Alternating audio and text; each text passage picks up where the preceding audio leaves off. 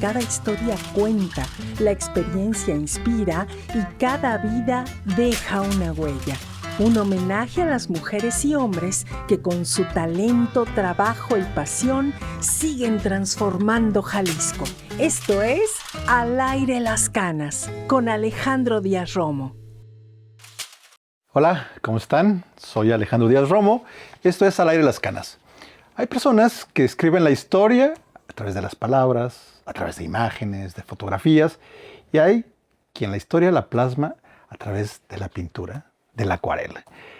Y en Al aire las canas hoy estamos de manteles largos porque está con nosotros un gran pintor, toda una figura de la cultura en Jalisco, don Jorge Monroy. Maestro. Encantado de... ¡Qué gusto! ¡Qué placer, de verdad! Yo también, encantado de estar aquí con ustedes. ¿Que nace en Morelia, maestro? Sí, accidentalmente, porque toda mi familia es del sur de Jalisco, de un pueblito. Mis padres, mis abuelos, mis tatarabuelos, hasta... Hay un registro ahí, en el registro civil. Ajá. Ya aparece un Monroy en 1537, que es el año de la fundación de ese pueblo. Ya aparece ahí un Monroy. Toda mi familia es de ese pueblo. Entonces, mi papá y mi mamá, cuando se casaron, primero se fueron a la Ciudad de México con una tía, Concha Michel, que seguro la han oído. Pero por supuesto que conoce. Era tía carnal de mi papá. Ah, mire. Porque mi abuela era María Michel, hermana de Concha Michel, mi abuela, la mamá de mi papá. Y desde los 15 años mi papá se fue a México con la tía y allá estudió música. Entró al conservatorio y se hizo músico. Fue músico toda su vida. Pero anduvo en la farándula muchos años y ya se casó hasta los 45 años con mi mamá. Entonces, mientras tanto anduvo por todos lados. Era el tiempo de las carpas, que no había todavía televisión ni cine. Entonces, él andaba en esas carpas donde andaba Cantinflas y todos ellos. Y ya cuando se casó, entonces ya saliendo luego se fueron con la tía Concha a México. Allá nació su primer hijo, mi hermano mayor, en México. Pero mi tía Concha Michel, pues ustedes deben de saber, fue muy activa, es fundadora del INI, del Instituto Nacional Indigenista, andaba con Lázaro Cárdenas. Era el boom del nacionalismo, de las tradiciones. Ella rescató mucha música tradicional, hacía festivales en Bellas Artes, era muy activa. Y ella fundó algo que se llama Misiones Culturales Rurales, donde eran un grupo de maestros, unos 10, 12, de todos los oficios así más elementales, como carpintería, albañilería, electricidad. Había música, que mi papá era el maestro, y mi mamá también enseñaba solfeo y otras actividades. Pues se fueron a las misiones culturales. Funcionaban de que las mandaban a una comunidad muy apartada, donde no había otras posibilidades de aprender nada, y ahí estaban un año. Luego cada año los pasaban a diferentes pueblos. Entonces mis papás pues eran nómadas, cada año en un pueblo. ¿Y cómo era entonces Jorge Monroy de chiquitos? ¿Estaba con la cultura, todo lo que daba desde muy chiquito? Pues por la tía Concha Michel, sí. Pues, y por sus papás también. Y la tía Concha se codeaba pues con todos los intelectuales de la época, con Frida Kahlo y Diego Rivera y todo ese grupo. ¿Qué recuerdo tiene más vivo de ese sentido de su infancia, maestro? Bueno, ya cuando yo nací, ya estábamos en Morelia y vivíamos en la misma casa con la tía. Era una casa antigua que fue un convento. Nosotros vivíamos en la parte de abajo y ella en la parte de arriba. Y pues ahí convivíamos mucho con ella. Los recuerdos que tengo es de que ella siempre nos ofrecía un té. Es que ella agarró la costumbre por allá en Inglaterra de tomar un té, y eso me acuerdo del sabor del té. Siempre que pruebo un té me acuerdo de mi tía. Qué bien. Pero sí, yo estaba muy chico, 4 años y medio. Entonces, lo que sucedió fue que murió mi papá cuando yo tenía como 4 o 5 años. Le dio hepatitis y en ese tiempo no se curaba. Y pues nos dejó a 6 hermanos huérfanos. Un año nos llevamos exactamente todos. Yo tenía 4, mi otra hermana 3 y así. Y pues mi mamá se quedó totalmente desamparada y se acostumbraba en esos tiempos que la familia entraba a ayudar y a ver, yo te cuido a este niño, yo te cuido a este otro, y entonces nos repartieron a todos. Y a mí me tocó irme al pueblo, a Ejutla. Yo tenía 4 años y allá viví los primeros 2 años. De 4 a 6 años, allá estuve en el pueblo. Era un pueblo totalmente rústico, no había electricidad, a duras penas había un camino muy malo que iba por ahí de vez en cuando algún vehículo, pero todos se manejaban con arrieros todavía y todo se cocinaba con leña. Muy rústico, todavía muy... Pero yo recuerdo esa época, pero de lo más feliz que he sido en ese pueblo. Pues todavía no iba a la escuela ni nada, y bueno, ni escuelas, había hasta primaria, pero en esos 2 años, pues yo me la pasaba vagando por ahí, yéndome a bañar al arroyo, subiéndome a los árboles, comiendo guayabas, y sí me daban trabajo mis tíos.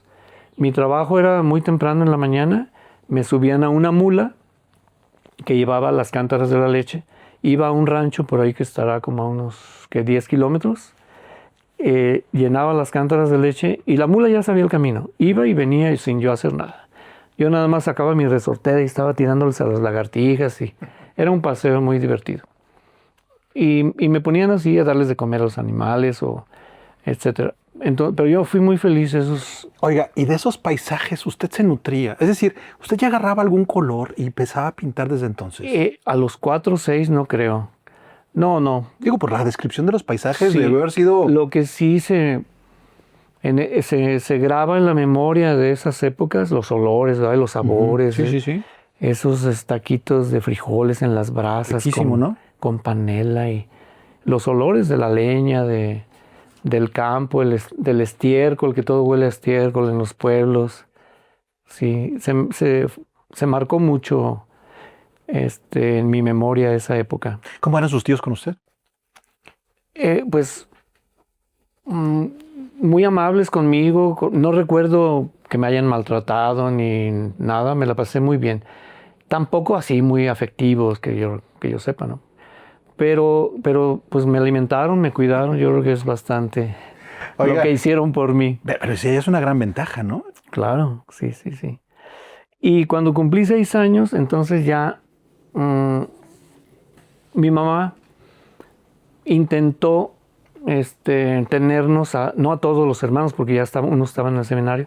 Entonces yo hice primero de primaria en Morelia. Ella ya estaba establecida ahí, y hice primero de primaria. Y ella lo que quería era cambiarse a Jalisco, porque acá pues, estaba toda su familia, porque estaba en Michoacán, andaba de pueblo en pueblo todo el tiempo. Cuando yo nací, mis padres estaban en un pueblo que se llama Cherán. Ya nada más bajaron para que yo naciera a Morelia, pero estaban trabajando en Cherán. Y así anduvieron en diferentes pueblos. Y ya mi mamá con el tiempo logró que la cambiaran a Jalisco, entonces ya anduvo de pueblo en pueblo, pero en Jalisco. Ya no nos quedaba tan lejos y la veíamos más seguido. ¿En qué trabajaba su mamá, maestro? En las misiones culturales. Ah, ¿seguía en eso? Sí, ella siguió hasta que se jubiló. Ah, qué bien. Hasta que se jubiló, pues tenía que mantener a sus hijos también. Claro. Entonces ella nunca dejó su trabajo, pero pues no podía cargar con los hijos ahí. Entonces yo siempre anduve de pariente en pariente. Ya después hice primero de primaria, a los 7 años ya me vine a vivir a Guadalajara, porque yo tuve unos tíos sacerdotes que en esos años estudiaban en Italia, estuvieron como 10 años allá estudiando, los dos, y más o menos en esas épocas ya se regresaron a México, se trajeron a la abuelita, o sea, a mi abuelita y a su mamá, del pueblo, porque allá vivía también, y se establecieron en Guadalajara. Entonces ahí es donde yo también entré a vivir con ellos, con mi abuelita y mis 2 tíos sacerdotes. ¿Y qué fue llegar a Guadalajara? O sea, ¿ya conoció usted Guadalajara o sí le representó así como algo muy, wow, esto está muy grandote o no? Pues no? es difícil dimensionar en esos años. Yo un tiempo también viví con mi abuelo paterno, don Abundio Monroy. Él vivía a media cuadra del Cabañas, en la calle Cabañas. Entonces sí me acuerdo del edificio de Cabañas y del mercado de San Juan de Dios, estaba ahí cerca. Pero muy vagos recuerdos, la verdad. Entonces yo ya hice segundo y tercero y cuarto en un colegio que se llama Niños Héroes, que está por Mezquitán. Todavía existe. Y esos 3 años estuve con otra tía, otra hermana de mi mamá que vivía aquí en Guadalajara. De ahí ya sí tengo más recuerdos. Entonces, ahí sí yo ya me salía a dibujar. Ya me acuerdo que me salía a dibujar. Ahí vivíamos cerca del templo de San Felipe. Y yo dibujaba ahí a los vendedores, a los barrenderos. Esa parte me interesa mucho que nos la platique, maestro, pero tenemos que hacer nuestro primer corte. ¿Nos permite? Claro que sí.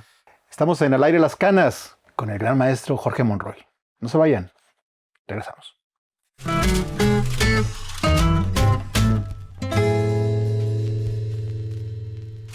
Estamos de regreso en Al Aire las Canas, aquí charlando con el maestro Jorge Monroy. Oiga, maestro, entonces ya ahí usted agarraba y se ponía ahí a pintar ahí cerca del templo de San Felipe. ¿Qué recuerda de esa etapa en que empezaba a agarrar los colores y los lápices? Sí. Bueno, yo les quiero comentar que yo tenía una fascinación por dibujar. Era una obsesión más bien. Rayaba, aunque sea el piso, rayaba papeles de estraza, de esos de los que te dan en las tiendas. Yo siempre estaba dibujando. Algo que recuerdo de justamente, yo me iba a pie desde San Felipe hasta la escuela esta Niños Héroes y pasaba por un taller mecánico. Y ahí había un calendario que tenía unas acuarelas. No, yo me quedé así petrificado de ver esas acuarelas hermosísimas. Me llamó la atención. Pues yo tendría, qué sé, 6, 7 años, 8 años. Y ya me fascinó esa imagen de las acuarelas. Y cada vez que iba, me quedaba un rato. Y como era de 12 meses, cada mes cambiaba. Entonces, al final del año, el dueño ahí porque pues siempre me vio que me le quedaba viendo, me regaló el calendario. ¡Qué chido! Fue increíble. Y yo copié todas esas acuarelas, las hice millones de veces para aprender. Eso es lo que recuerdo de esas épocas. Oiga, ¿y decidió entrar a la Universidad de Guadalajara, a la Escuela de Artes? Sí, pues ya terminé la primaria y la secundaria ya viviendo con mis tíos sacerdotes. Y ahí es donde desarrollé esta afición por la filatelia. También ayudado con mi tío Abundio, el papá de mi papá. Él me regaló un álbum de estampillas, fue el inicio, entonces yo lo continué. Y mis tíos pues tenían muchos libros y entonces yo me dediqué a leer. Es que yo fui un niño muy retraído, muy introvertido. Entonces me refugiaba en la lectura, en mis estampillas y dibujando. Ahí yo dibujaba así frenéticamente todo, macetas. Por ahí tengo todavía muchos dibujos de esas épocas. A mi abuelita la dibujé muchas veces. Y me salía a las calles a dibujar a los barrenderos, a los que vendían. Ya desde entonces dibujaba yo mucho. Y también por esas épocas mis tíos tenían un libro de la historia universal de la pintura, solamente de pintura. No, yo me fasciné viendo esas pinturas y también empecé a copiarlas, casi por orden, a todas, desde los primitivos en el Renacimiento, Fra Angelico, Fra Filippo Lippi, en el 1200, las primeras pinturas, los flamencos, y empecé así a hacer copias, pero yo solamente tenía acceso a unas pinturitas que vendían en las papelerías, Vinci se llamaban. Uh-huh. Son pinturas de agua, corrientísimas, pero con esas empecé a pintar, pues es acuarela. Y hice muchísimas copias y grandes, en papel marquilla, porque pues, era el único papel que tenía yo acceso.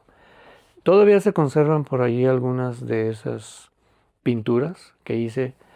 Y así me la pasaba, pintando, dibujando. En la escuela pues siempre me pasaba el maestro al pizarrón a dibujar la República Mexicana, el aparato digestivo, todo yo era el dibujante oficial. Monroy, ahí. el pizarrón. Sí, me pasaba el de geografía. A ver, Monroy, dibújate la República Mexicana. ¿Con estados o sin estados, maestro? Pues con estados. Me los aprendí cómo van todos los estados así. Y todo, así me la pasaba yo dibujando. Pero pues ya terminé la secundaria y me inscribí a la preparatoria. Hasta entonces, pues yo veía la pintura y el dibujo como ¿Un pasatiempo? Pues un pasatiempo. Yo decía, no, esto no puede ser muy bueno, pues me gusta mucho. Y ya sabes, con mis tíos que todo es pecado, mis tíos sacerdotes, bueno, yo a mis tíos pues siempre los ayudé, era el acólito y me llevaban a sus misas y todo. Entonces, ya cuando terminé la secundaria, pues fui a inscribirme a la prepa y ahí mismo, curiosamente, estaba una casilla que decía Escuela de Artes Plásticas, junto ahí donde estaba la prepa. Ay, ¿a poco hay una escuela de arte? Yo ni sabía que existía. Yo tenía 15 años. Y ya pregunté, oiga, ¿se puede inscribir a la Escuela de Artes? Porque yo me acabo ya de inscribir a la preparatoria. Me dijo, sí, si no interfiere con tus horarios, sí se puede. No, pues que me inscribo. No, pues qué maravilla, para mí fue mi tablita de salvación, porque ahí ya vi que había otras gentes igual que yo, obsesionadas por pintar y empecé a conocer a maestros que, pues ya sabemos la idea que se tiene de los pintores y de los artistas, ¿no? Muy bohemios, egocéntricos, irresponsables, borrachos, Puras cosas buenas. incomprendidos, todo eso. Entonces yo tenía esa idea de los artistas, pero yo a mis maestros los veía bastante serios y bien. ¿Recuerda algún maestro en especial que le haya impactado por lo que le enseñaba? Sí. El primer maestro que tuve en primer año, pues fue el maestro de Lara Gallardo. Alfonso de Lara Gallardo. Él insistía en que el alumno primero tiene que aprender acuarela, con muy buena intención, ya que la acuarela es muy difícil. Y si se aprenden otras técnicas antes, ya la acuarela ya no le entran así con fervor, porque es muy complicada. La acuarela es una técnica muy difícil. Los que han probado a pintar lo saben. La acuarela se habla perfectamente de que es la más difícil de todas las técnicas. Porque pues el papel es blanco, el medio es el agua, que es transparente. El papel es de algodón, se pone una pincelada de agua y nunca sabes qué tanta humedad hay, es casi intuitivo. Luego ya se pone un poco de color, en cuanto se absorbe y tienes unos segundos antes de que se seca y ya quedó ahí la acuarela para siempre. Muy demandante, muy exigente. Muy exigente. Entonces no hay segundas oportunidades, no se puede ni borrar. El dibujo también tiene que ser muy preciso, porque no se puede borrar. El papel es de algodón y se hiere, se mancha, se hace... Entonces el trabajo de la acuarela le enseñó a ser como muy preciso en tiempos, en formas, en técnica, me imagino. Sí, y aparte, pues yo había tenido cierta práctica, como yo hacía mis trabajitos con Vinci, que eran acuarelas, pero para mí la escuela fue mi salvación, porque yo era un niño perdido, así que no sabía ni qué quería, y muy inseguro y retraído. Entonces la escuela para mí fue ya encontrar mi lugar.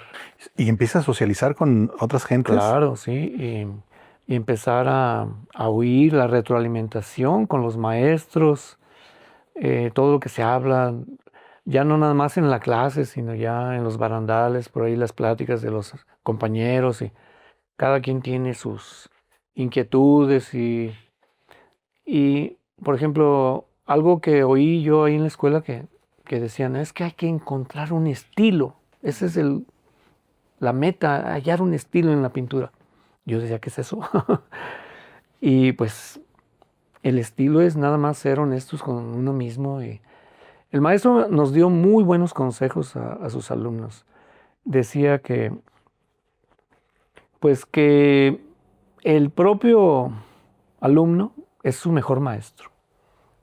Nos pueden decir, ay, mira qué bonito te quedó y no sé qué, pero no nos podemos engañar a nosotros mismos y decir, no, como que me quedó súper horrible. Y uno mismo se va autocriticando y es su propio maestro, y cada obra que uno hace es un aprendizaje, y los errores que se cometen pues se van corrigiendo, y así es como se va superando. La acuarela es terriblemente difícil. Se fracasa 1 y 1000 veces al pintar acuarela. ¿El maestro de Lara fue el maestro más importante que tuvo usted? Definitivamente sí. Y vaya que tuve muy buenos maestros aparte de él. Pero sí, él definitivamente fue mi guía, mi mejor maestro. Aprendí muchísimo con él. Y en este sentido del estilo que mencionaba, maestro, ¿en qué momento empieza a sentir que usted ya tiene un estilo y que empieza a ser usted, o sea, usted en la pintura, usted en el arte, pues, en lo que expresaba? El asunto está en que los que tienen esa duda de que deben de buscar un estilo es que no han entendido que el estilo son ellos mismos. Uh-huh. El estilo de pintar es como escribir. La escritura es única. Cada quien escribe. Ya sabes, la escritura hasta es una prueba en los juzgados de que tú hiciste eso. Es única la escritura, es como la huella digital, como el pintar, cada quien tiene una manera de pintar. Nada más hay que ser sinceros con uno mismo y expresar lo que uno quiere. El problema de muchos estudiantes, todos, es que andan imitando. Claro. Tienen sus que son ídolos o héroes en la pintura y tratan de imitarlos, de seguirlos, y ese es un error muy grande, yo digo. A mí me impactó mucho esto de que hay que ser sinceros con uno mismo y trabajar uno sobre los recursos que uno tiene y cultivarlos, tanto que el maestro nos recomendaba que ni siquiera le viéramos libros de arte, ni leyéramos biografías, prácticamente ni ver exposiciones, porque todo eso nos va influenciando y te va desviando del camino que... Yo le hice mucho caso. Yo simplemente trabajé mucho. Siempre me gustó pintar y viajar, porque a mí me gustaba el paisaje. Ese es un tema que quiero que tomemos, maestro, pero tenemos que hacer nuestra siguiente pausa. ¿Me permite? Con todo gusto, sí. El maestro Jorge Monroy en Al Aire las Canas. No se vayan, esto está buenísimo. Regresamos.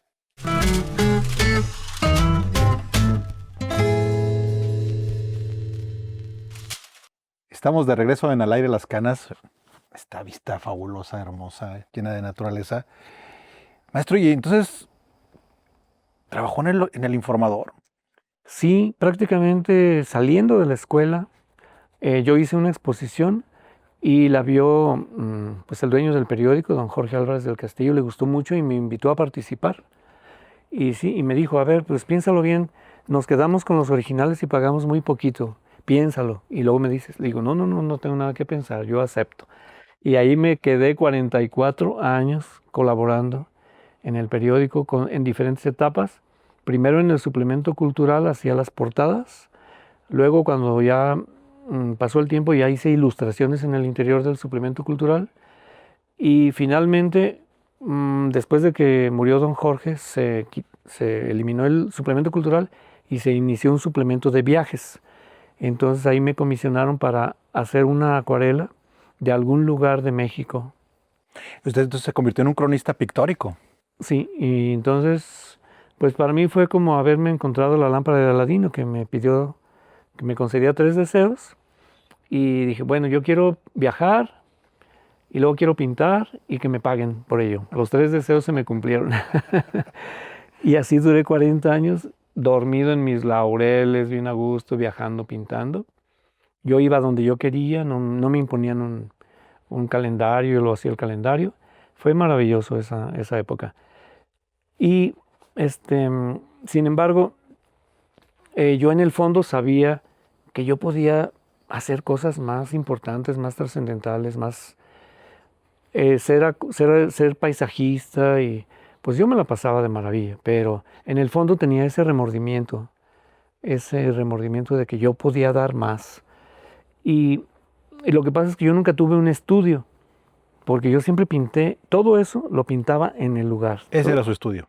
Mi estudio siempre fue al aire libre.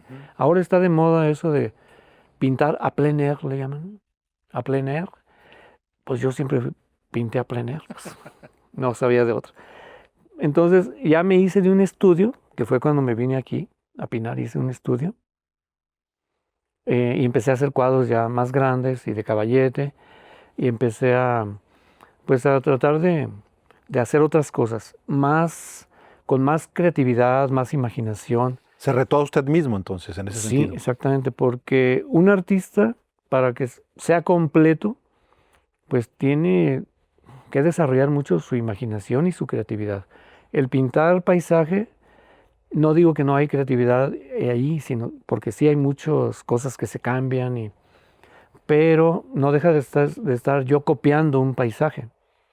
Y empecé a hacer trabajos grandes y luego ya Trabajos salió. grandes entendiendo como murales. No, de gran formato, bien. cuadros grandes. Hice algunos que están por ahí en una funeraria, en Infinity se llama. Hay unos cuadros muy grandes que hice. En varios lugares hice cuadros grandes. Y ya salió una convocatoria para un mural en la Cámara de Comercio. No era abierta, sino que nos invitaron a 6 pintores a presentar una propuesta para un mural conmemorativo de los 120 años de fundada la Cámara de Comercio. Y como el tema era Guadalajara, pues a mí me invitaron, aunque yo no tenía antecedentes como muralista, excepto que al maestro de Lara le ayudé a sus murales durante muchos años. O sea, la técnica y andar como changos en los andamios, todo eso ya me lo sabía bien. También fui ayudante de mi tío Atanasio Monroy en unos murales que hizo en la escuela vocacional. Pero esta era la primera ocasión que yo ya me responsabilizaba de hacer un mural ya totalmente por mi cuenta, desde diseñarlo y recopilar toda la información. Entré yo con muchas dudas y no me sentía yo muy seguro de hacer ese mural. Pero como el tema era de Guadalajara, que yo ya la había pintado por todos lados, entonces pues por ese lado fue fácil, porque pinté la catedral y el degollado y todos los edificios emblemáticos, un Mercurio y una Minerva, y se desenvolvió tan bien ese mural, esas dudas que yo tenía se fueron disipando y quedó. La verdad, yo fui el primer sorprendido. Quedó súper bien ese mural. Digo, está mal que yo lo diga, pero, No está mal, pues pero a todo el mundo le gustó. El presidente de la Cámara se sorprendió también, porque él tenía también sus dudas. ¿Y qué nos irá a hacer aquí? Pero la inauguración fue multitudinaria, fueron 500 personas, fue el gobernador, ahí se hizo una sesión de cabildo. Se hizo una gran inauguración. Y develando la placa el gobernador, me dijo, ¿qué proyecto tienes? ¿Qué más vas a pintar? Digo, no, yo ya no tengo otro proyecto. Mañana ya estoy desempleado, me dice yo, el gracioso. Y ahí estaba el secretario de Cultura, Alejandro Cravioto, y le dijo, oye, hay que ponerlo a pintar a Monroy. Que haga una exposición. No, que haga un mural. Pues ahí se amarró el siguiente mural, que fue el de Huachimontones. Ese ya lo hizo la Secretaría de Cultura. Miren nada más. Pero para mí, un reto gigantesco, porque ahí son 30 metros de largo por 4,50, es como 4 veces lo que hice ahí en la Cámara de Comercio. Y aparte con un tema desconocido para mí, el tema prehispánico de este pueblo que vivió ahí hace 2000 años, que no hay mucha información. Entonces, ver esa longitud y cómo llenarlo Fue un gran reto para mí, la verdad. ¿Ese ha sido para usted el mural que más le ha implicado en cuanto a reto? Hasta ese momento sí. Y en general, alguno que le haya significado así como, wow, esto sí fue un gran, gran reto. Pues el siguiente fue todavía más difícil para mí porque fue mucho más grande, el del Hospital Civil.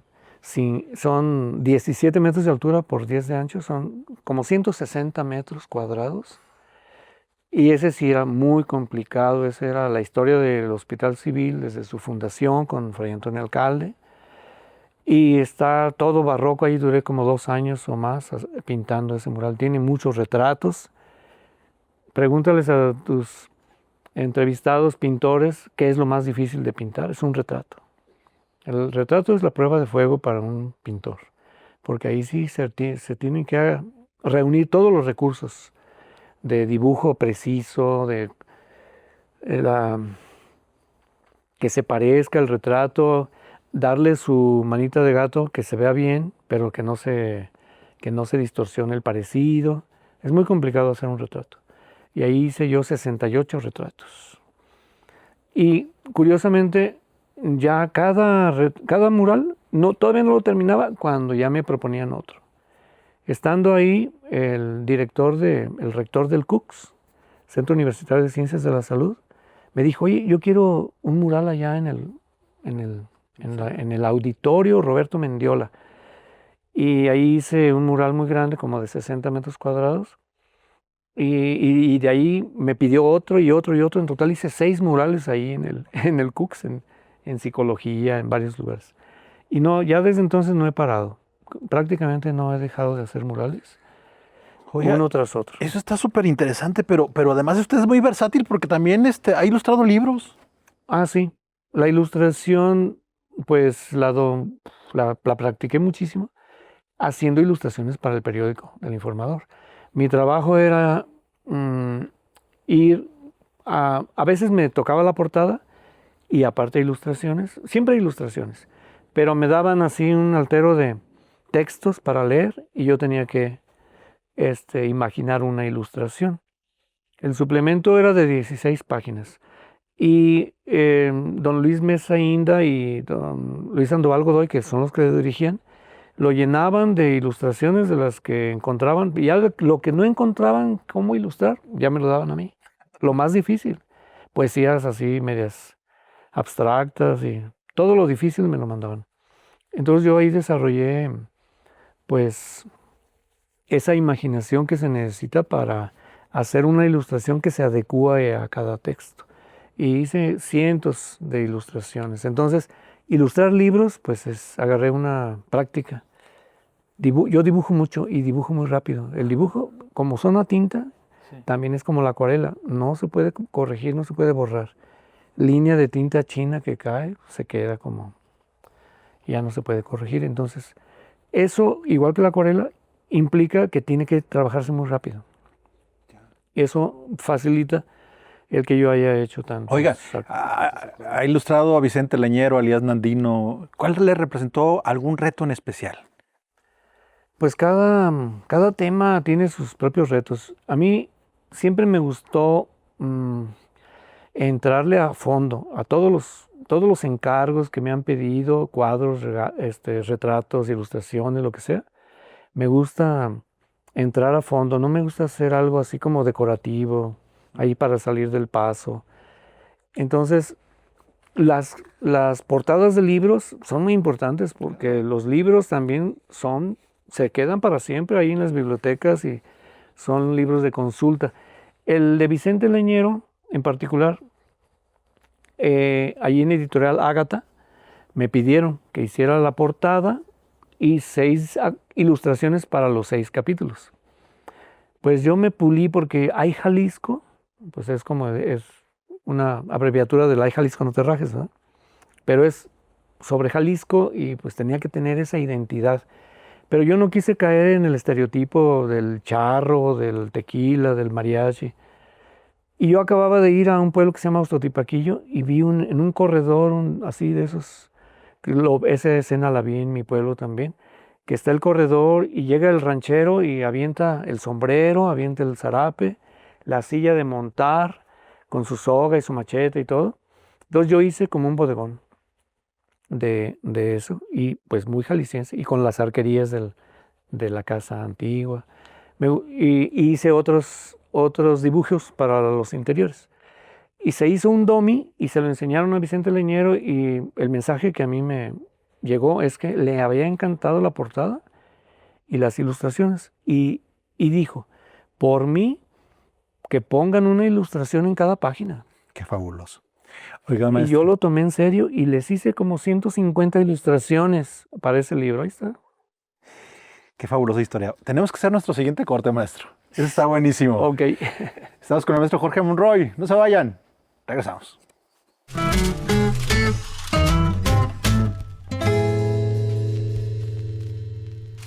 Estamos de regreso en Al Aire las Canas con el maestro Jorge Monroy.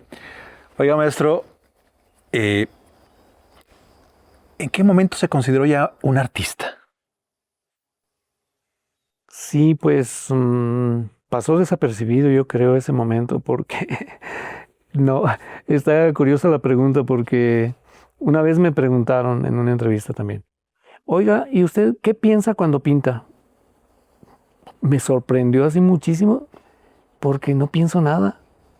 Cuando uno está pintando, está uno absorto en ese mundo de los colores, en comunicación así con la paleta, pero entra uno en un estado, nunca se medita así, ¿qué color le voy a poner? Es que aquí se combina. No, es libre, es como un arroyo. Orgánico. Entra uno en un estado así que fluye solo. Uh-huh. Y pues lo de artista, pues como les comentaba, yo cuando hacía solo paisajes y acuarelas me sentía incompleto. Hasta que ya empecé a hacer temas que ya salen completamente de la mente, ya es más creatividad, más imaginación. Yo creo que ahí el artista se completa más, ¿verdad? Porque un artista, pues ¿cuáles son las cualidades de un artista? Inteligencia, imaginación y sensibilidad. Equilibradas, pues cuando alguien tiene las tres equilibradas es un genio. Casi a todos nos falla de algún lado. A algunos les falta inteligencia. La inteligencia se define como la habilidad, pues, para resolver problemas técnicos y hasta para sobrevivir. El artista también tiene que sobrevivir. Y la creatividad y la imaginación, pues no se diga, el artista la necesita. Y sobre todo, y la más importante, es la sensibilidad. La sensibilidad, un artista puede tener las otras dos cualidades, puede hacer cuadros muy bien hechos técnicamente y desarrollar algo así, pero no transmite emociones y eso solamente con la sensibilidad. Oiga, maestro, pues se ha llenado de años afortunadamente. ¿Qué le ha implicado envejecer? Pues la verdad no me he dado cuenta de eso. Y yo les quiero confesar algo. A mí me pasa algo que todo me parece que fue ayer. Viajes que he hecho, los recuerdo vívidamente. Me sorprendo yo que ya tengo tantos años, pero no me di cuenta a qué horas pasaron, porque yo siempre he estado muy activo y siento que se fueron así los años. Yo entiendo que se ha pasado así porque he estado siempre, pues no me lo crean o sí tal vez, pero yo la mitad de mi vida me la pasé viajando. Entonces eso como que acorta la sensación de que el tiempo pasa, porque cada viaje es un paréntesis. Entonces, ¿a qué horas pasó lo demás? Ya no sé. Pero, pues, la verdad es que yo me siento igual que cuando tenía 25, 28. Me siento con mucho entusiasmo, y mi entusiasmo nunca ha decaído por la pintura. Siempre he estado interesado en hacer cosas, desarrollar temas y siempre me ha faltado tiempo. Yo he sabido se me hacen raras esas historias de artistas que entran en crisis existenciales y que ya no tienen creatividad y no hayan que pintar. No, a mí nunca me ha pasado eso. Yo siempre he estado muy interesado en hacer y me ha faltado tiempo para realizar todo lo que quisiera. ¿Todavía tiene como algún gran proyecto por hacer en ese sentido, maestro? Pues cada proyecto que voy haciendo me entusiasma mucho. Ahorita, pues, y el que tengo en puerta es al que le pongo todo el interés y es que ser pintor es 24 horas, porque hasta soñando pinto. Entonces, siempre estoy tratando de resolver así. Hay cosas que no me gustan mucho y me la paso meditando hasta que doy con la razón por lo que no me gusta y lo corrijo. Entonces, no, nunca hay descanso. Pero sí, yo tengo un proyecto, contestando tu pregunta, que ya tiene como 10 años que me lo propusieron. Es un mural muy grande en el Hospital Civil también. Y ese me entusiasma muchísimo hacerlo porque la verdad, así como me lo imagino, va a ser una gran obra de arte. Y todavía no está muerto el proyecto. Estamos trabajando con cada doctor que está al frente del Hospital Civil. Ahí voy a enseñarle el proyecto y todos me dicen que sí, pero nunca se hace. Y este último doctor, el que está ahorita al frente del Hospital Civil, está muy interesado. Y el problema es siempre el mismo. El Hospital Civil no tiene ni un 5. Este otro mural que hice se hizo con puras donaciones, pasando así el sombrero por todos lados. Claro que yo no gané prácticamente nada. Y ese es otro aspecto que sí me gustaría señalar, de que el premio del artista no es el pago. El pago está como después de otras 4 cosas más importantes antes. El artista, como dijo Vicente Fernández, mientras el público aplauda, yo canto. No, pero el aplauso, o sea, el reconocimiento es muy valioso para un artista. El reconocimiento y la trascendencia. Claro. Porque uno de los motores que hace que gentes así trabajen mucho y se esfuercen es por trascender. Trascender y dejar algo para la posteridad. Oiga, maestro, si en un hipotético caso que Jorge Monroy de hoy se pudiera encontrar al Jorge Monroy que andaba con un tío y con otra tía y con unos tíos y le pudiera decir algo, ¿qué le diría a ese niño, a ese Jorge Monroy de chiquito? ¿Qué le diría? No, pues como ese niño estaba muy perdido y no sabía qué hacer con su vida, yo le diría que no se preocupe, que todo va a salir bien, que siga su corazonada, que siga sus deseos y que ese es el camino, que siga pintando, que siga dibujando, porque eso es lo que lo va a hacer feliz al final de cuentas. Oiga, y si pudiera poner su vida en una acuarela, ¿cómo sería esa acuarela? ¿Qué colores tendría? ¿Y qué nombre le pondría, maestro? Bueno, el color a mí que más me ha gustado todo el tiempo es el azul ultramar. Me fascina el azul ultramar. Y es un color que ya desde la época medieval era muy apreciado porque era muy costoso. Y es un color increíble porque es cálido, no es un azul frío. Es un azul cálido y lo uso muchísimo en mis murales, es el único color que se puede pintar directamente así del bote del azul ultramar y no se ve mal.